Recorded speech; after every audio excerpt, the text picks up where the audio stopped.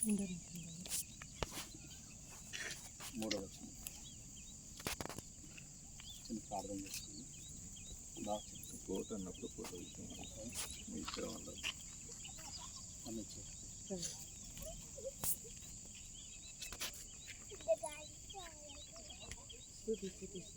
స్తోత్రం స్తోత్రం స్తోత్రం ప్రభావానికి వందనాలు.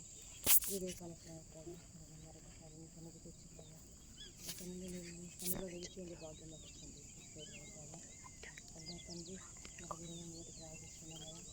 అది నూతన జీవితం జీవించినట్టు ప్రభావ మంచి ఆలోచన ఇచ్చావయ్యా. శాస్త్రం జీవితం పట్టుకున్నందుకు స్తోత్రాలయ్యా. మంచి జ్ఞానంతో మీతో ఎదురు ప్రభావ వాక్యంతో మంచి కట్టుబడి సహాయం దయచేయండి. మన జీవితకాలం అంతా ఈ ప్రభావాన్ని కృప కనికరం కాకుండా దయచేయండి. ఏకైతే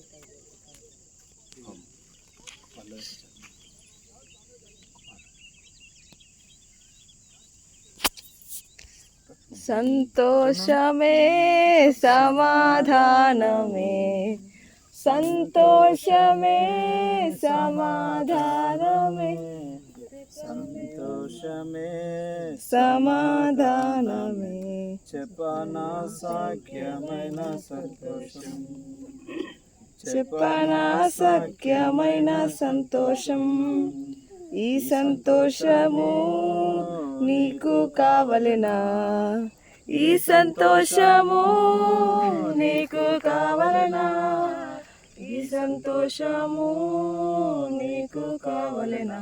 నేడే యేసును దాకురము, నేడే యేసును దాకురము. తెరువబడెను నా మనోనేత్రము, తెరువబడెను నా మనోనేత్రము, తెరువబడెను నా మనోనేత్రము. యేసు నాలో వచ్చినందున, యేసు నాలో వచ్చినందున. హల్లెలూయా. మంచిది. బైబిల్ గ్రంథంలో ఒక మాట జ్ఞాపకం చేసుకుందాం. యోహాను సువార్త 3వ అధ్యాయం 3వ వచనాన్ని ఒకసారి మనం గమనించగలిగితే, అందుకు యేసు అతనితో, ఒకడు క్రొత్తగా జన్మించితేనే కానీ అతడు దేవుని రాజ్యమును చూడలేడని మీతో నిశ్చయముగా చెప్పుచున్నానని. అందుకు నికోదేము, ముసలివాడైన మనుషుడు ఎలాగూ జన్మింపగలడు? రెండవ మారు తల్లి గర్భమందు ప్రవేశించి జన్మింపగలడా అని ఆయన అడగగా, యేసు ఇట్లనెను, ఒకడు నీటి మూలంగాను ఆత్మ మూలంగాను జన్మిస్తే కానీ దేవుని రాజ్యంలో ప్రవేశింపలేడని నీతో నిశ్చయముగా చెప్పుచున్నాను. శరీరం మూలంగా జన్మించినది శరీరము, ఆత్మ మూలంగా జన్మించినది ఆత్మయే ఉన్నది. మీరు కొత్తగా జన్మించాలని నీతో చెప్పినందుకు ఆశ్చర్యపడవద్దు.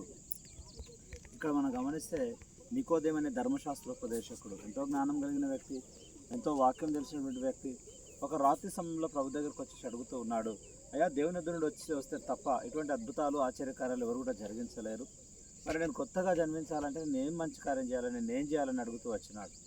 ఎందుకంటే నువ్వు దేవుని ఎదురు నుండి వచ్చినావు, నాగుటంగా ఈ లోకయాత్ర ముగించిన తర్వాత దేవుని దగ్గరికి వెళ్ళాలన్న ఆశ నాకుంది, మరి నేను ఏం చేయాలని అడుగుతూ వచ్చినాడు. ఇప్పుడు ప్రభు చెప్తూ వచ్చినాడు, ఒకడు కొత్తగా జన్మించాలి అన్న మాట చెప్తూ వచ్చినాడు. కొత్తగా జన్మించడం అంటే తల్లి గర్భంలో జన్మించిన జన్మ అనేది ఒకటి ఉంది, ఒకడు ఆత్మమూలముగా జన్మించాలంట, రెండవది శరీరరీతిగా జన్మించాలి. శరీరరీతిగా అంటే తల్లి గర్భంలో జన్మించడం ఒక జన్మ అనేది ఉంది. రెండవది ఒక నీటి మూలము కానీ ఆత్మ మూలముగా కానీ జన్మిస్తే కానీ వాడు దేవుని రాజ్యానికి వారసుడు కాదు. అయితే వాటర్ అనేది నీటి మూలముగా జన్మించడం అంటే, నీరు ఏం చేస్తుందంటే, ఈరోజు అసలు మార్నింగ్ లేవగానే మనకు ఫస్ట్ ఏం కావాలి? బ్రష్ చేయాలన్నా, వంట చేయాలన్నా, స్నానం చేయాలన్నా, ఏం చేయాలన్నా మనం ప్రతిరోజు మనకు కావాల్సింది నీడేంటిది? వాటర్. మన బాడీ లోపల ఎక్కువ పర్సెంటేజ్ ఏముంటుంది చెప్పండి? వాటరే ఉంటుంది. వితౌట్ వాటర్ అసలు మన జీవనమే కొనసాగదు.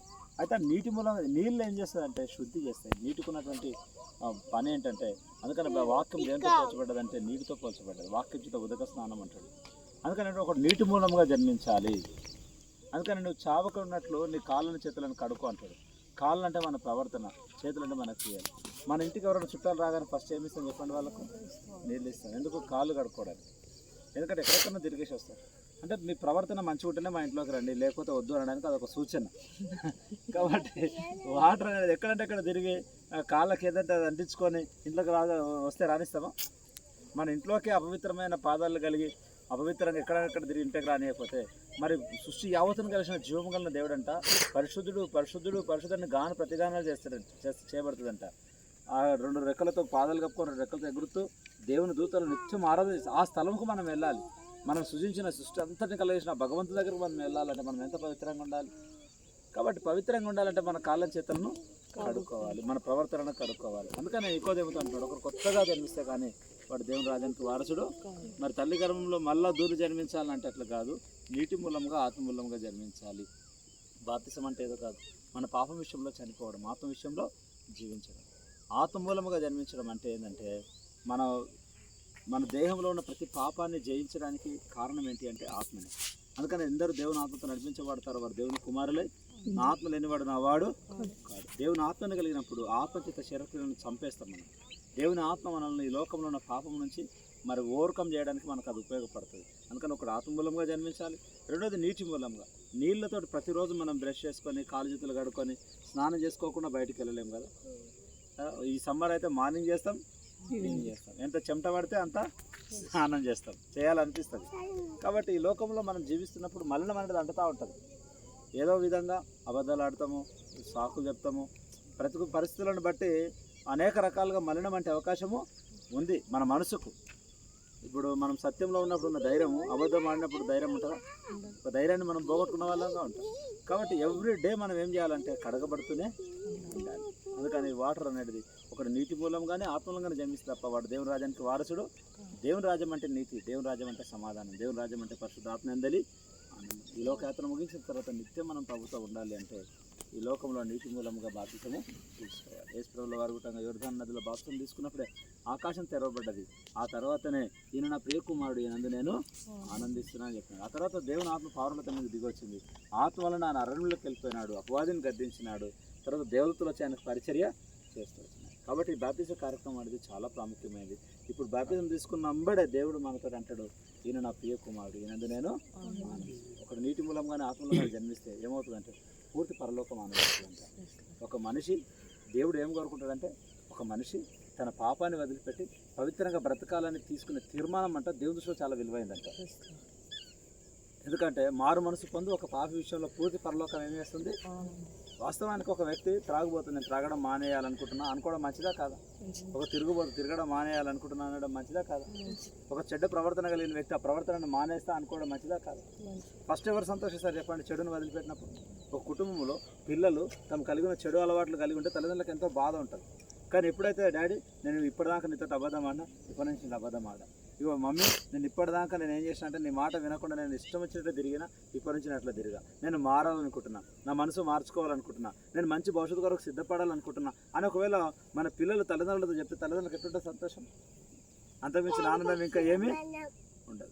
ఇప్పుడు సృష్టి యావతం జీవం వల్ల దేవుని దగ్గరకు వచ్చేసి అయ్యా ఇప్పటివరకు నా ఇష్టానుసారం నేను జీవించిన, కానీ ఇప్పుడు అట్లా జీవించా. ఈ లోకాలు సాతాను చెప్పినట్టుగా నేను విన్నా, నా ఇష్టానుసారం నేను జీవించాను, ఇప్పుడు ఇట్లా జీవించా, ఒక కొత్త జీవితం జీవించాలనుకుంటున్నా, మంచి మనసును కలిగి, నీ మనసును కలిగి, నీ ఆలోచన కలిగి మరి భవిష్యత్తులో నేను బ్రతకాలనుకుంటున్నా, నన్ను నువ్వు అంగీకరించు అని చెప్పే విధానమే బాప్టిజం.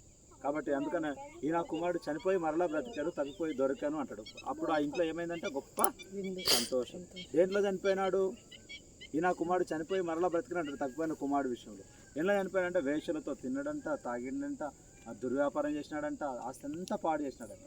ఇప్పుడు ఏ విషయాల్లో నేను నీకు ఆయాసకరంగా జీవించను, ఏ విషయాల్లో పరలోకానికి వ్యతిరేకంగా ప్రవర్తించను, ఇక అవన్నిటి విషయాల్లో నేను చచ్చిపోయాను. కాలు నీ దాసుల్లో ఒక్కరుగా ఉంటే చాలా అనుకుని ఇంటికి వచ్చిన.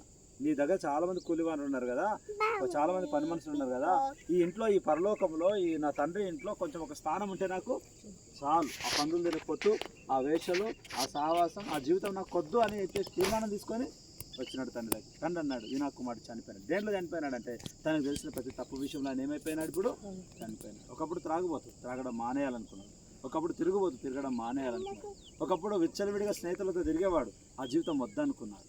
తండ్రితో సావాసం కావాలనుకున్నాడు, తండ్రితో ఉండాలనుకున్నాడు. నీ కూలి వనరు ఒక్కనుగా ఉంటే చాలా అనుకున్నాడు. అప్పుడు ఆయన విషయంలో తండ్రి అంటున్నాడు ఈ నా కుమారుడు చనిపోయినాడు. ఏ విషయాల్లో చనిపోవాలనుకున్నాడు ఆ విషయాల్లో ఆయన ఏమైపోయినాడు, ఆల్రెడీ చనిపోయి మరలా బ్రతికినాడు. ఇప్పుడు నా కొరకు, నా రాజ్యంలో, నా సంతోషంలో పాలుభాగం.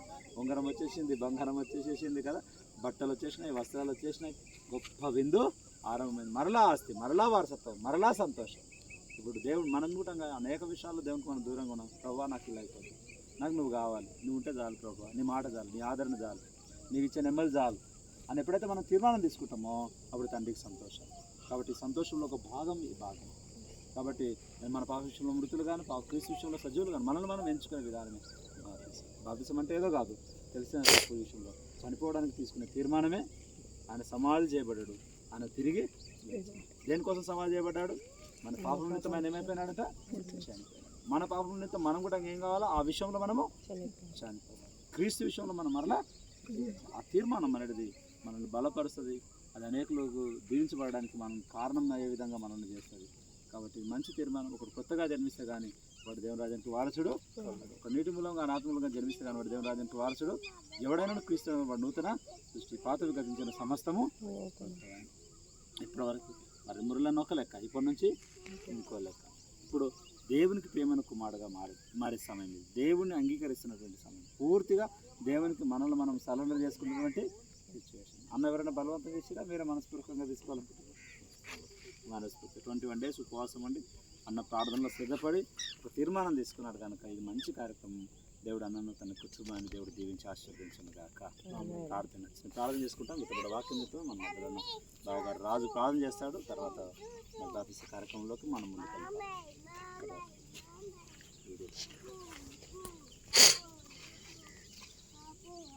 కృపా ప్రేమగల తండ్రి, దయగల దేవ, నీ కృపను బట్టి నీ దయను బట్టి నీ ఎంతో దయగల తండ్రి కూడి తండ్రి ప్రభావ నేను ఆరాధించకు వాక్యాన్ని ఎంతో వందనాలు సూత్రాలు చెల్లిస్తున్నాను ప్రభావ.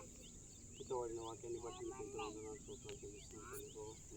నేను బట్టి తండ్రి ప్రభావ బాప్తిస కార్యక్రమాన్ని బట్టి నీకు ఎంతో వందనాలు సూత్రాలు చెల్లిస్తున్నాను తండ్రి ప్రభావ. మరి మీరు ఎంత విలువైన తండ్రి ప్రభావ, మరి నీటి వల్ల మాకు ఎన్ని ఉద్యోగాలు తండ్రి ప్రభావ, మీ వాక్యం ద్వారా మాకు భయపరిచే విధానాన్ని బట్టి మీకు ఎంతో వందనాలు సూత్రాలు చెల్లిస్తున్నాను తండ్రి. అదైనా తండ్రి ప్రభావ, ఒకటి నీటి మూలంగాను ఒకటి ఆత్మూలంగాను జన్మిస్తే తప్ప తండ్రి యొక్క చేరని అంటున్నావు తండ్రి ప్రభావ. నిజమే తండ్రి ప్రభావ. మరి నీరే ఇంత పరిశుద్ధంగా ఉంటే తండ్రి ప్రభావ, మరి మా యొక్క ఆత్మ ఏ విధంగా ఎంత పరిశుద్ధంగా ఉండాలి తండ్రి ప్రభావ. మీ యొక్క వాక్యం ద్వారా మాకు బయలుపరిచిన విధాన్ని బట్టి మీకు వందనాలు సూత్రాలు చెల్లిస్తూ తండ్రి ప్రభావ. ఈ బాప్తిస కార్యక్రమంలో తండ్రి ప్రభావ మురళన్నను బట్టి వేలాది వందనాలు సూత్రాలు చెల్లిస్తూ తండ్రి ప్రభావ ఈ యొక్క కార్యక్రమంలో మీరే ముందుండి అధ్యక్షత వహించి నడిపించమని ప్రభువైన క్రీస్తు పేరుతో ప్రార్థించి అడిగి వేడుకుంటున్నాము తండ్రి.